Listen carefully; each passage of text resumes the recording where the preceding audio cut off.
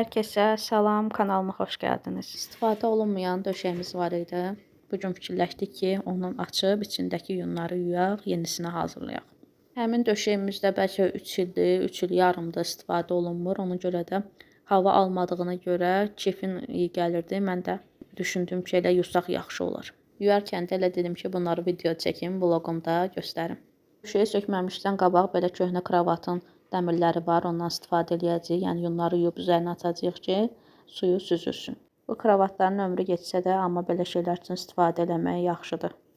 Döşəyin yunlarını tək yuymaq çətin olacaqdı. Ona görə də burada mənə balaca bacım Rəhimə köməyimə çatdı. Hissə-hissə sökülən yunları bir-bir yumalıyıq. Nə qədər vaxt aparacaq.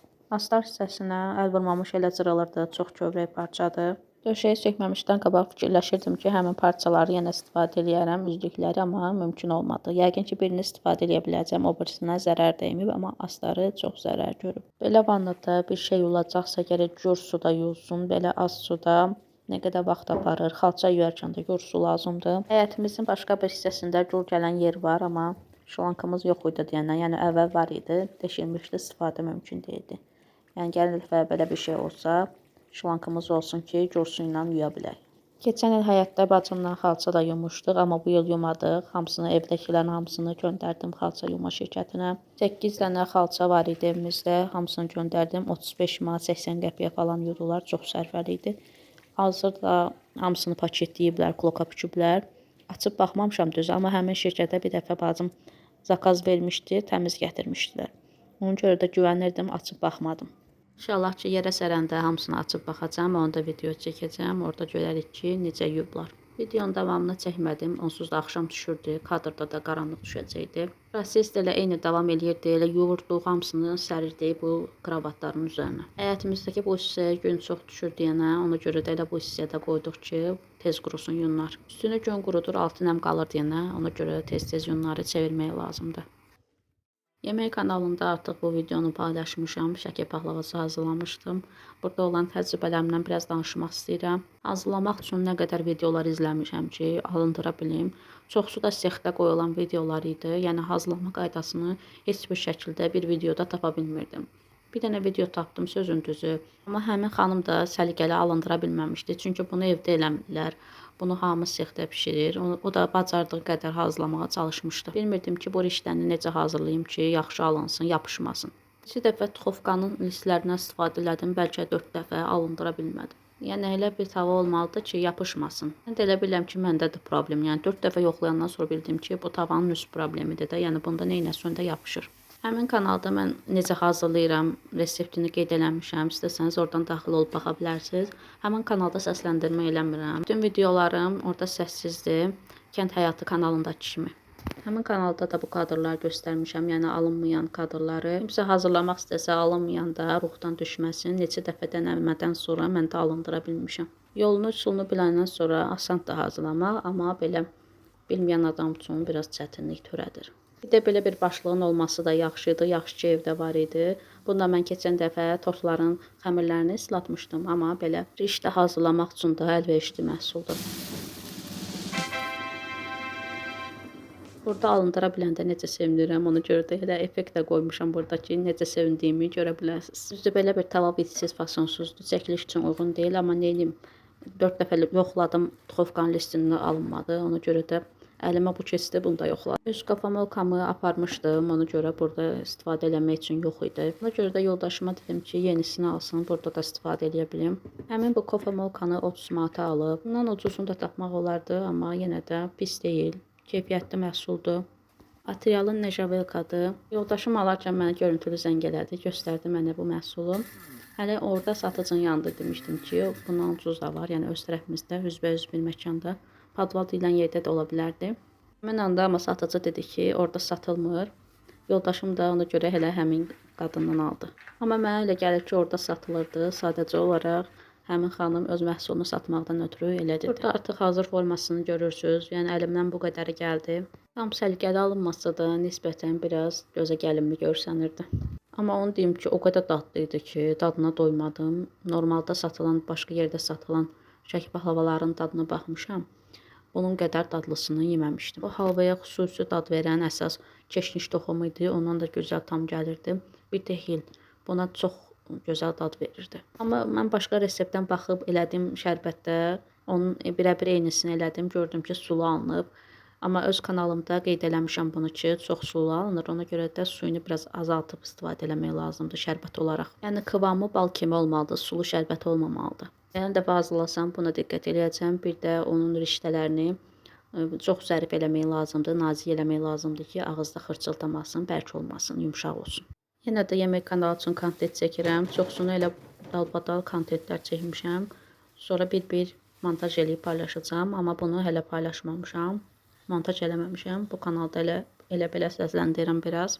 Keçən il mən Temudan meyvə qurutmaq üçün bir vasitə almışdım. Havada qurudursan, yəni günəşdə. Onu mən hətta short videosu kimi də çəkmişdim.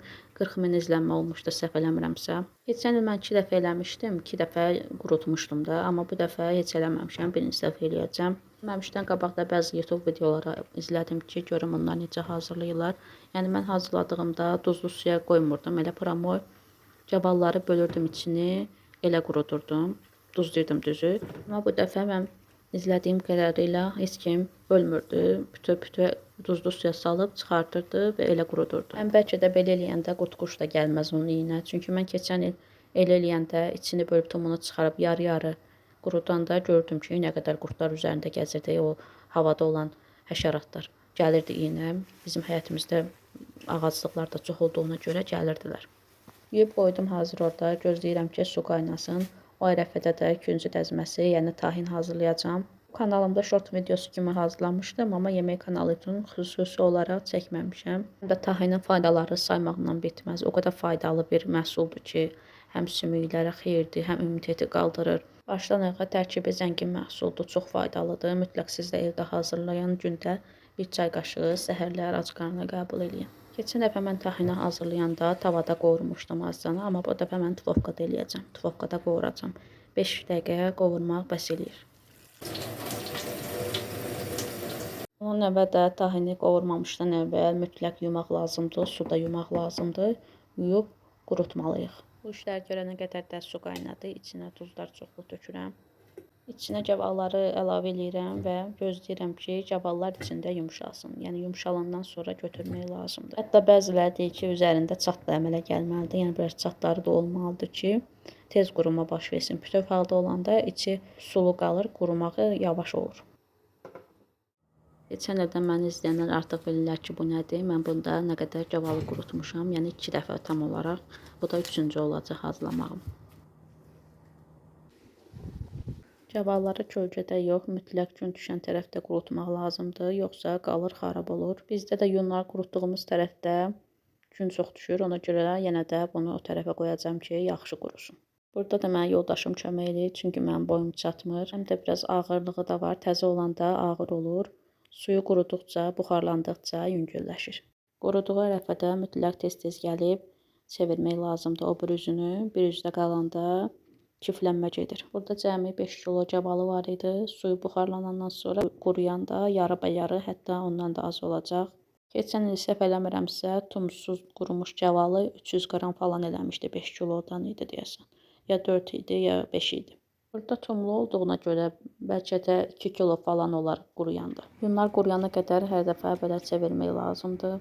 Qızım görür ki, mən burada yunları çevirirəm, o da mənə baxıb eynisini təkrar eləyir. Kiçik bir xatırlatma da eləyim, əgər abunə deyilsinizsə, lütfən kanala abunə olun.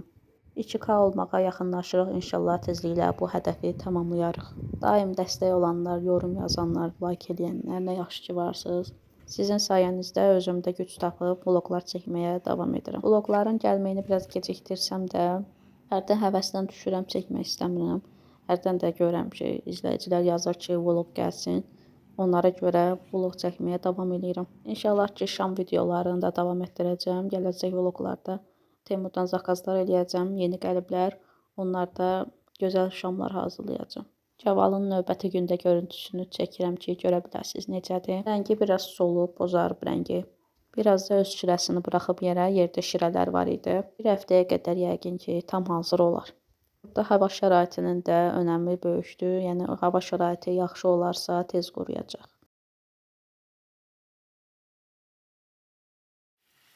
Həm şata, sacı, toyuq ətindən idi, amma bu dəfə biraz fərqlilik elədi. Qaraciyərdən hazırladı. Qaraciyəri ən çox mən kabab formasında xoşlayıram, çünki aralarına quyruq da düzür. Quyruq ümumiyyətlə kababa xüsusi dad verir.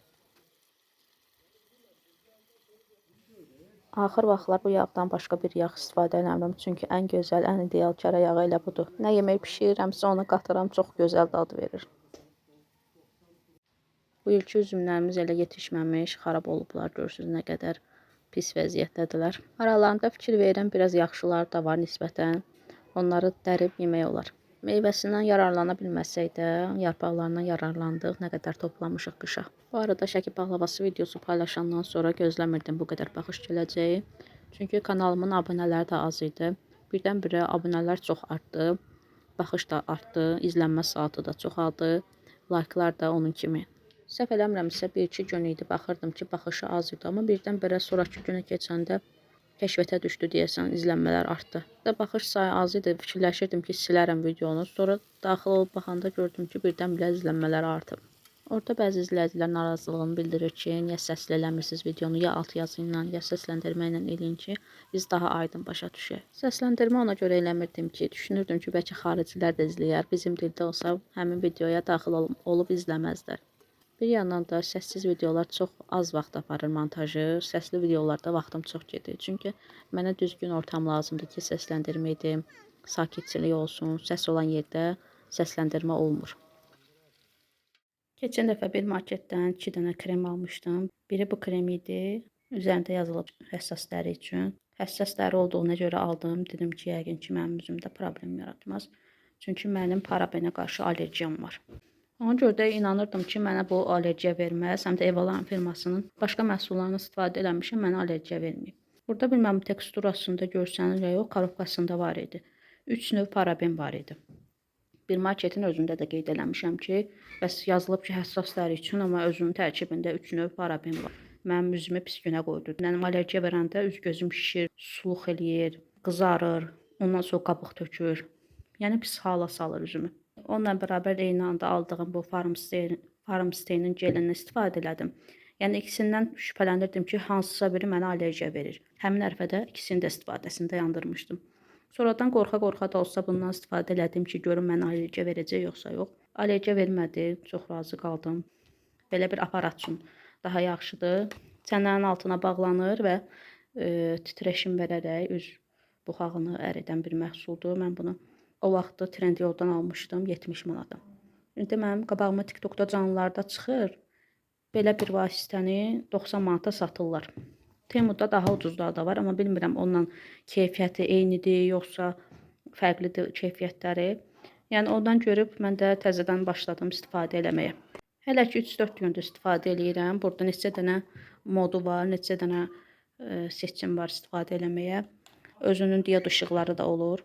Bilməm diod işıqları nə üçündür, amma deyirlər ki, bir xeyri var, dərini cavanlaşdırır, elə bir şeydir. Sonra belə bir məhsul da göstərmək istəyirəm. Keçən dəfələri bacımla çıxmışdıq alış-verişə, həmin yerləri çəkmədim. Belə bir misvaq gördüm, qiyməti 1 manat idi. Temuda baxmışdım, biri 2 manat, 3 manat idi, 1 manata yaxşıdır. Hətta elə yer olub ki, mən molun içində görmüşəm bunu, 10 manata belə satıblar bu misvaqın özünü. Qarşıma çıxmışkən də fürsəti dəyərləndirib mən də aldım. Gələcək vloqum daha maraqlı olacaq, çünki Qəbələ İsmayıl Turu ilə getmişik gəzməyə. Hamısını video çəkmişəm. 3 il yarımdır ki, ailəliyəm, amma ilk dəfə olacaq ki, biz ailə baları harasa rayona gedəcəyik gəzməyə. Gələcək videonu qaçırmamaq üçün abunə olmayanlar lütfən abunə olsunlar. Like edib rəy yazmağı da unutmayın.